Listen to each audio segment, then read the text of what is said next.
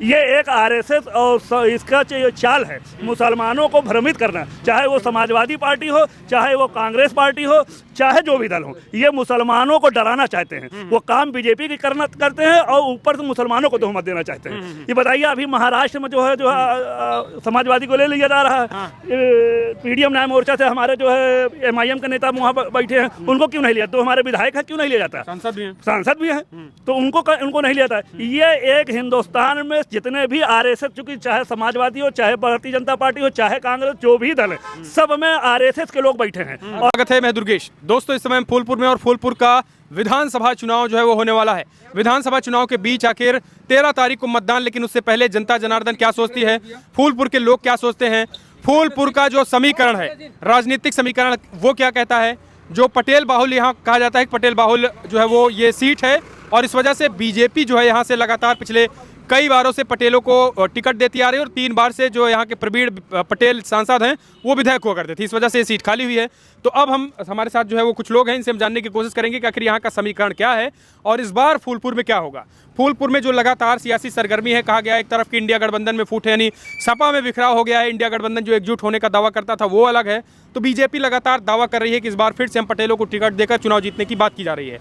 हम जानने की कोशिश करेंगे कि यहाँ का समीकरण क्या है। चाचा, सबसे पहला आपसे सवाल, फूलपुर का समीकरण क्या होगा, क्या है और इस बार फूलपुर में क्या होगा? फूलपुर में बदलाव की स्थिति देखते हैं या फिर फूलपुर में जो है फिर से एक बार पुनरावृत्ति बीजेपी की होगी? क्या लग रहा है, क्या माहौल है?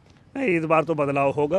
हाँ, और इस बार जो चुनाव अभी तक तो जहाँ तक था फूलपुर का चुनाव, वो समाजवादी और इंडिया गठबंधन का और बीजेपी का था। हाँ। मगर इस बार जो चुनाव होगा, ये अलग समीकरण होगा। यहाँ पे जो है इस बार पूरा समीकरण में ये है कि यहाँ पे पीडीएम न्याय मोर्चा भी लड़ रहा है, अच्छा। इंडिया गठबंधन भी लड़ रहा है, यहाँ पे बीएसपी भी लड़ रही है और भाजपा भी लड़ रही है। और इस बार चुनाव को पीडीएम के हम कहेंगे, जो हमारा ओपिनियन है कि पीडीएम के आ जाने से सबका खेल खराब होगा। हाँ, अच्छा। हाँ, और पीडीएम पूरी तरह मजबूती से लड़ रही है। चूंकि हमारे यहाँ जो है, आप ये कह लीजिए कि सर्व समाज के लोग पीडीएम के साथ जुड़ रहे हैं। पीडीएम का जो प्रत्याशी है वो इसी फूलपुर विधानसभा का प्रत्याशी है, दिलीप कुमार पटेल। दिलीप पटेल, हाँ, दिलीप पटेल एडवोकेट है, कचहरी में। तो ये नहीं कहा जा सकता कि पीडीएम ने जो है वो बीजेपी का वोट काटने के लिए उतारा गया? हम किसी के काटने के लिए हम लोग नहीं आए हैं। हम चुनाव जीतने के लक्ष्य से आए हैं और हम पूरी मुस्तैदी से चतुष्कोणीय चुनाव बनाएंगे। समीकरण क्या है, क्या कौन सबसे निर्णायक भूमिका है फूलपुर में, और क्या जीतने की, जो चाहे फिर सपा हो या भाजपा हो,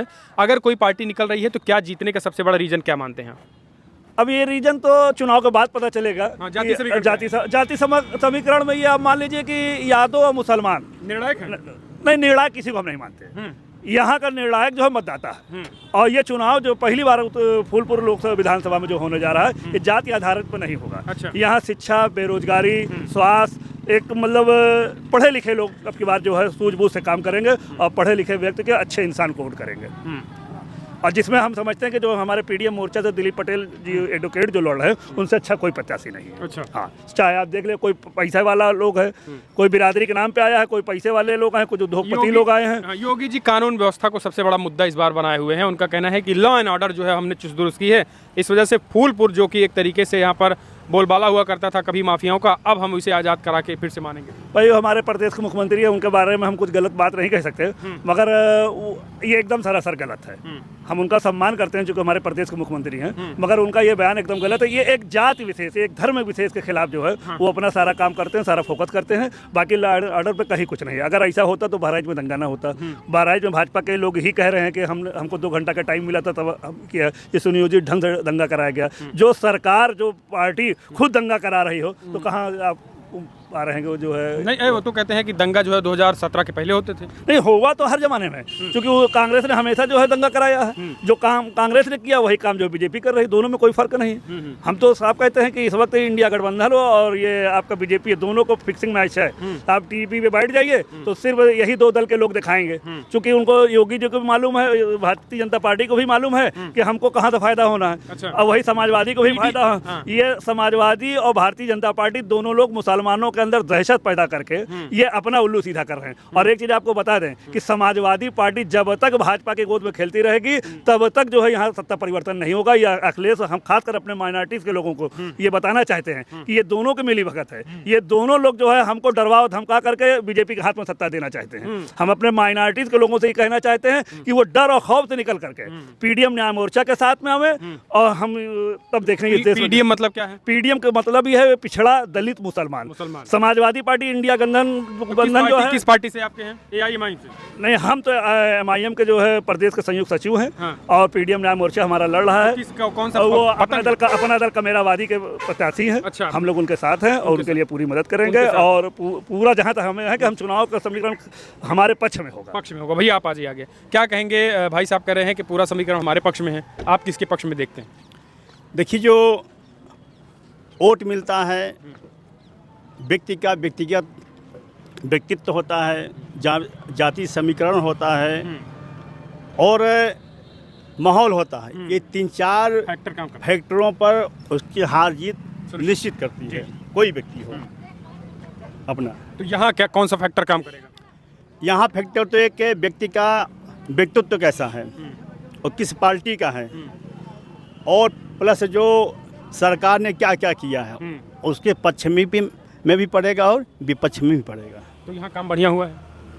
अब काम बढ़िया हुआ कि नहीं हुआ ये तो जनता तय करेगी ना, जनार्दन तय करेगी ना। आप कैसे तय कर दें? क्या नाम है आपका? जयप्रकाश नारायण, केसरवानी, फूलपुर, प्रयागराज। तो क्या लग रहा है कि काम जो सरकार दावा कर रही है हम बढ़िया कर रहे हैं, चुस्त दुरुस्त है, लॉ एंड ऑर्डर सही है, वो सही है कि नहीं?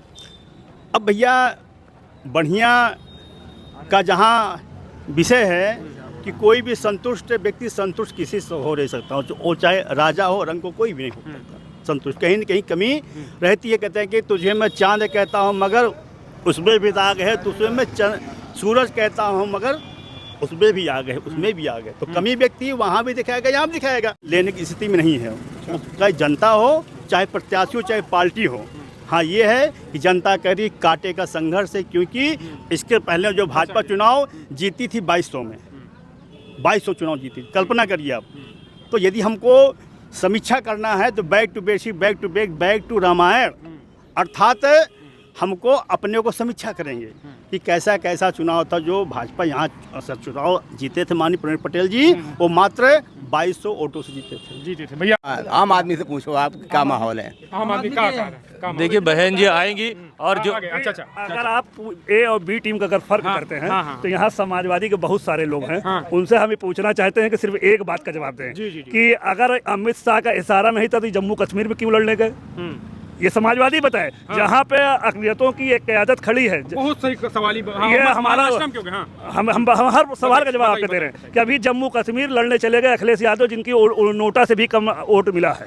वो क्यों गए लड़ने के लिए? सिर्फ इसलिए गए कि अमित शाह के सहारे पे गए, भारतीय जनता पार्टी के सहारे पे गए चुनाव लड़ने के लिए। और वहाँ पे मुसलमानों की क़यादत को कमजोर करने के लिए गए थे अखिलेश यादव जी। तो असली बी टीम कौन है उसकी बात छोड़ दिए। ये एक RSS और इसका चाल है मुसलमानों को भ्रमित करना, चाहे वो समाजवादी पार्टी हो, चाहे वो कांग्रेस पार्टी हो, चाहे जो भी दल हो। ये मुसलमानों को डराना चाहते हैं। वो काम बीजेपी की करते हैं और ऊपर से मुसलमानों को तोहमत देना चाहते हैं। ये बताइए, अभी महाराष्ट्र में जो है समाजवादी को ले लिया जा रहा है। पीडीएम न्याय मोर्चा से हमारे जो है MIM के नेता वहाँ बैठे हैं, उनको क्यों नहीं लिया? तो हमारे विधायक है, क्यों नहीं लिया जाता? सांसद भी हैं तो उनको नहीं लिया जाता। ये एक हिंदुस्तान में जितने भी RSS, चूंकि चाहे समाजवादी हो, चाहे भारतीय जनता पार्टी हो, चाहे कांग्रेस, जो भी दल है, सब में RSS के लोग बैठे हैं। और RSS के लोग ने ये फैसला किया कि हिंदुस्तान से मुसलमानों की क़यादत को कमजोर करना है। ये सबके मिली भगत है। अगर मिली भगत नहीं है तो हमको MIM की नहीं अपने साथ देते। हम इस हिंदुस्तान के रहने वाले हैं। हिंदुस्तान हमारा मुल्क है, किसी के बाप का मुल्क नहीं है। ये हमारा मुल्क है, हम यही हैं। हम अपने हर हिंदू मुसलमान को भाई मानते हैं। तो हम सब एक हैं। ये डर और खौफ निकाल करके जो है हम लोग जो है इस वक्त आवाम से हम ये बात कहना चाहते हैं। हिंदू मुस्लिम एकता बताइए आप कि ये मुल्क जो है हमारा अमन का मुल्क है। हम सब इसी मुल्क के रहने वाले हैं और यहाँ कोई ना इत्तेफाक नहीं। जो RSS, ये जो भारतीय जनता पार्टी के लोग जो ये पैदा कर रहे हैं, ये अब एकदम नहीं चलेगा। तो अखिलेश जो है वो मानते हैं वोट कटवा? अखिलेश तो RSS का एजेंट नहीं है। वो उनके अंदर अगर आप पैड उतार लीजिए तो पता चल जाएगा क्या है वो। हाँ, दोनों दिखाओ फ्रेम में लगाओ चाचा, एक भगवाधारी एक AIMIM वाला, तो हिंदू मुस्लिम एकता बनी रहेगी। हिंदू मुस्लिम एकता इस हिंदुस्तान में बना रहेगा। अखिलेश और योगी अगर जितना चाहेंगे खराब करना उतना ही मजबूती से हम इस हिंदुस्तान को, उत्तर प्रदेश को मजबूती से पकड़े रहेंगे। यहाँ अमन चैन कायम रहेगा, नहीं करने देंगे। अखिलेश कह रहे हैं ये ओवैसी बी टीम है। भाई देखिए, ये तो हम इस बात का फर्क करते हैं कि आज हिंदुस्तान में एक बाद बी टीम है और हम ऐसे ही बी टीम चाहते हैं जो अपनी बात लोकसभा विधानसभा हिंदुस्तान में कह सके, बोल सके, इसको कहा जाता है। ना कि पर्दे के पीछे जो है RSS के गोद में खेलें और हमको बी टीम कहा जाए। अगर वो हमको बी टीम कहते हैं तो हम उससे फक्र महसूस करते हैं अपने आप को कि हम बी टीम हैं, बी टीम है। बी टीम नेता होते हैं, जनता नहीं होती है।